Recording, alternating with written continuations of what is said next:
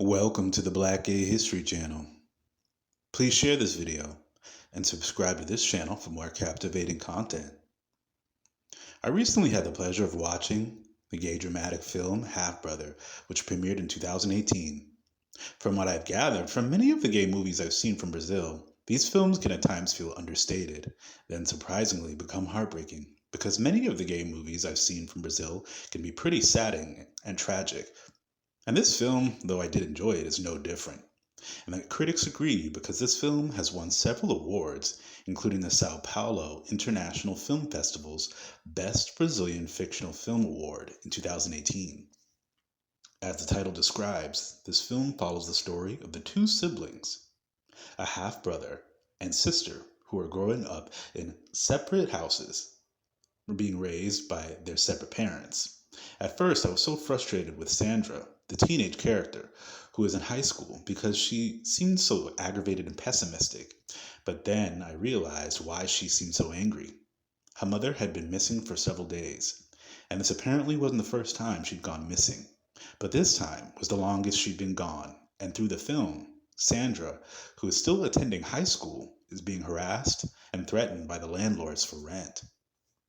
Before long, she starts to reach out to her own distant father, but also her older brother who lives with his own father, clearly the black branch of the family.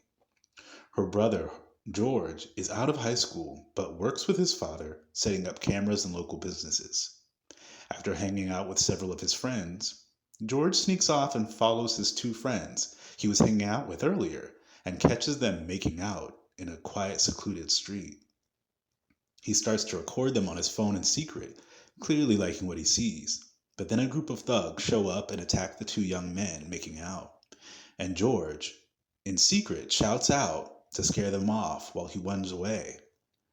I gagged when George got back home and began to pleasure himself to the footage of his friends making out, and just cutting out the part where they were getting beaten up.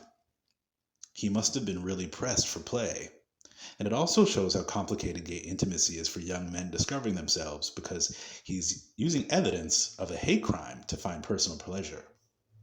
Before long, Sandra starts to live with her older brother and his father as they realize she has nowhere else to stay comfortably and that they don't know where the kid's mother is, as they are clearly used to her behavior. The two siblings fight like as if they were younger kids, but they also haven't lived around each other for many years, so I'm sure coping with each other was jarring.